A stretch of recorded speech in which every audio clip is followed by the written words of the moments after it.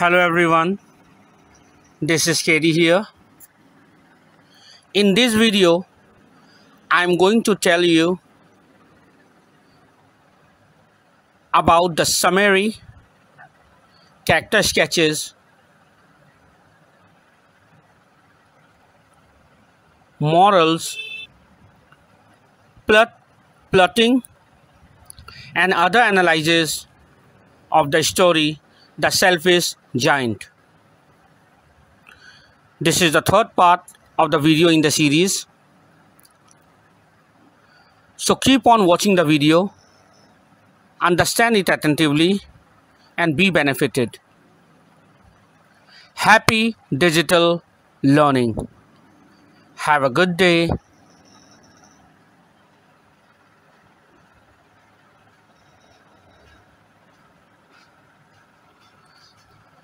First of all, I'm going to tell you and explain you the summary of the story The Selfish Giant. So pay attention, watch this video from beginning till end. I am reading out the summary for you. Hear it properly.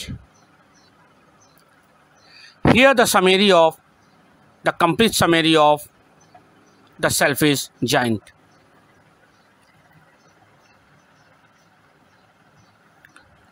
Every afternoon after school, the children go to the giant's garden to play.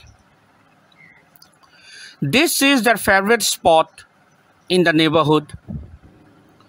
The garden is spacious, that's been very big, and green, that's been full of flowers and trees, brimming with peach trees, beautiful flowers and bird song, and it makes the children very happy.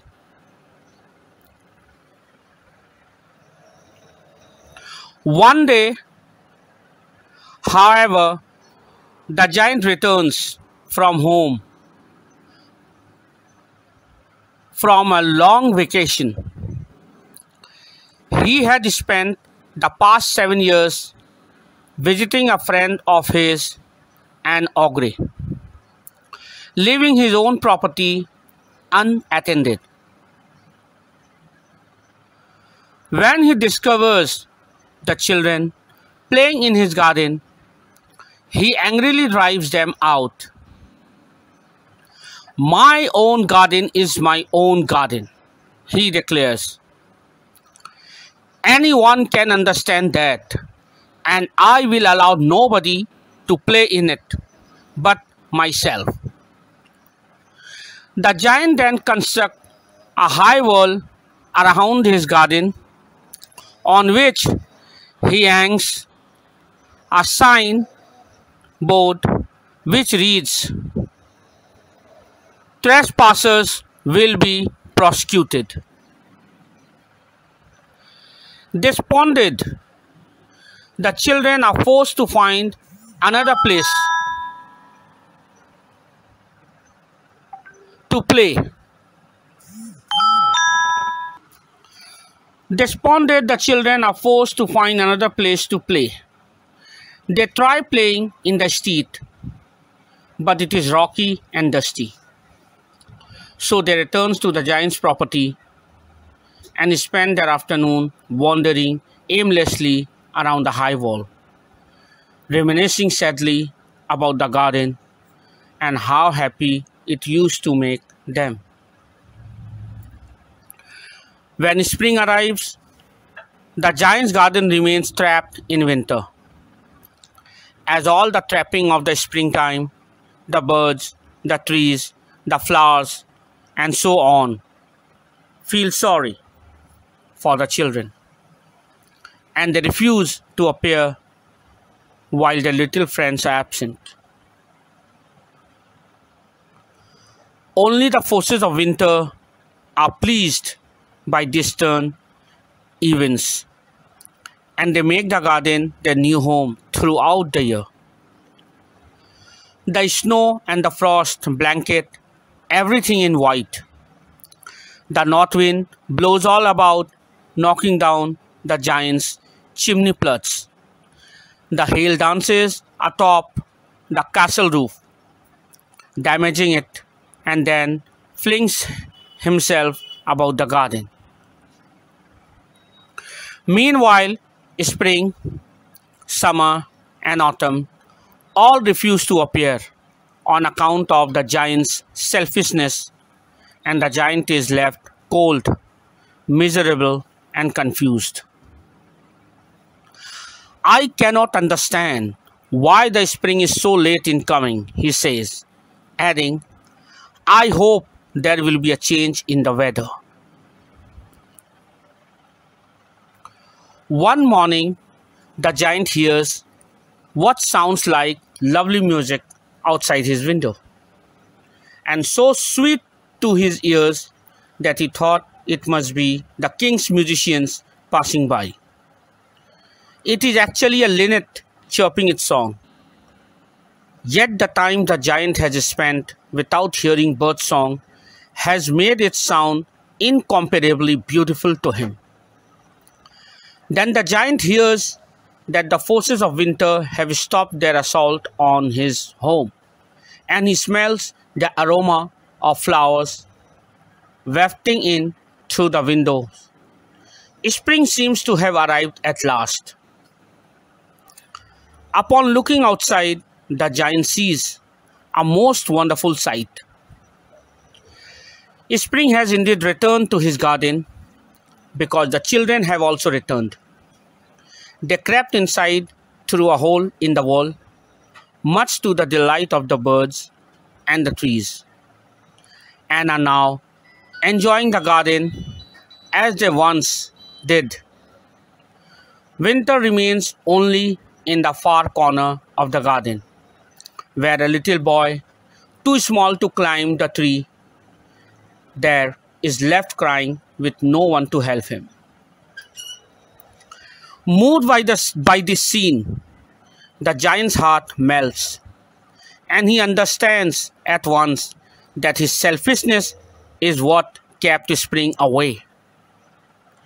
Immediately, he vows to make amends. I will put that poor little boy on top of the tree, and then I will knock down the wall, and my garden shall be the children's playground forever and ever. As the giant enters the garden, all of the children flee from him in fear, and the garden instantly grows icy and cold. Only the little boy in the corner remains, because his eyes are so full of tears that he can't see the giant. The giant approaches him quietly from behind, gently picks him up, and places him in the tree.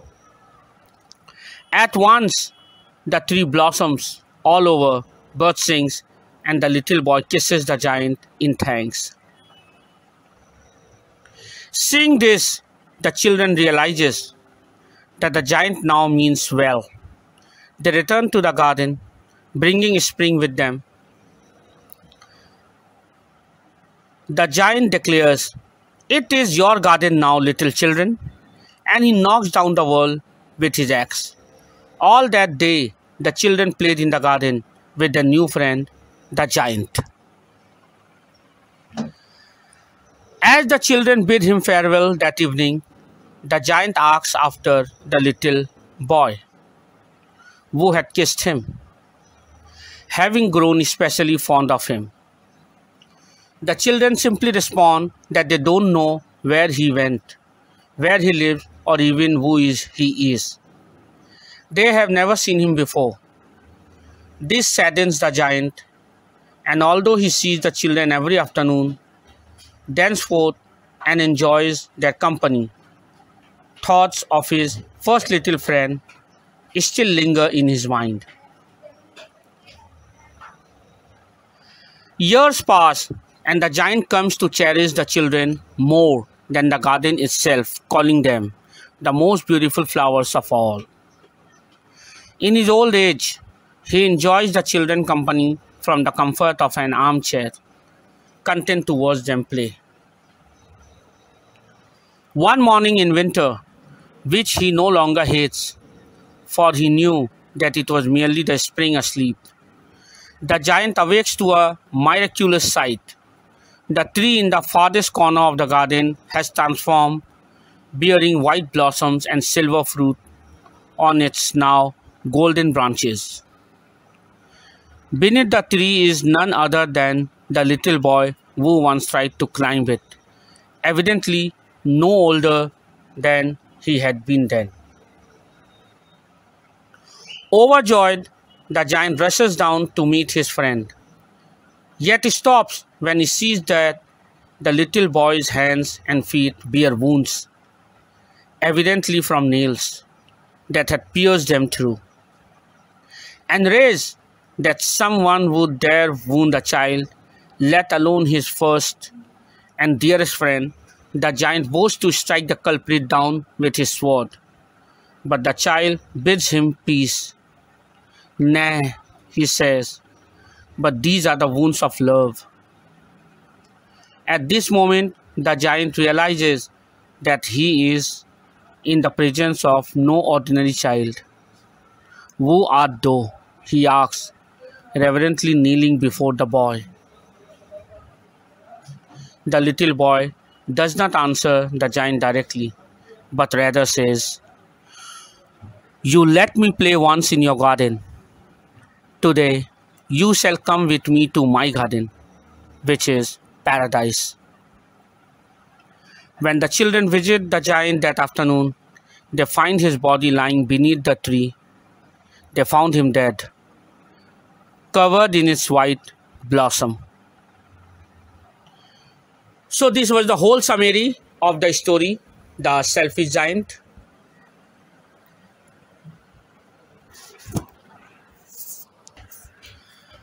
Now I am going to reading out the plot of The Selfish Giant. The plot of the story. The plotting of the story means how this story has been sketched out, what is the background, why this story has been written in thinking what in mind. That is called the plotting of the story. So I am reading out the plot of The Selfish Giant by Oscar Wilde. Listen it properly. Very angry at the children, the giant shunned them out of his garden and built a tall fence around it. The children could not return to the garden. As the season passed and the time for spring to arrive came, the giant waited eagerly to watch his garden bloom with beautiful flowers. However, he waited and waited, but the spring never came to his garden. Days passed by and the giant grew worried and sad for his garden until one day he woke up in the morning to hear the laughing of the children and to see the touch of spring in his garden. The giant was very happy and he ran outside to play with his kids who had entered through a small hole in the fence. As he played, he noticed a small boy stuck on top of a tree. The giant very lovingly brought him down, and when he asked his name, the kid ran away. From then on, every day the giant waited for his little friend to come, but he never came. After a very long time, when the giant was old, he woke up in the morning and saw his little friend in his blooming garden. He quickly ran out, and the child told him that he was the Christ and had come to take him to heaven with him. The giant died peacefully, and his soul rested in heaven with God. So, this was the plotting of the story, The Selfish Giant.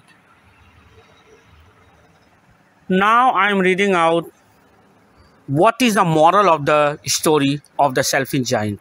Moral means what lesson do we get from the story? This beautiful short story, that's mean this story of The Selfish Giant, suggests giving happiness to others will make us feel happy in our life as well. The story is about a giant who was really selfish by nature. A tall, massive and ugly looking character. He does not like the children who are playing in his garden. But due to the love and affection of the children, the giant changes and his heart melts. So the story teaches us that with love and sympathy and care, we can win anybody's heart. We can change anybody. So we should always love to each other. So this was the moral of the story.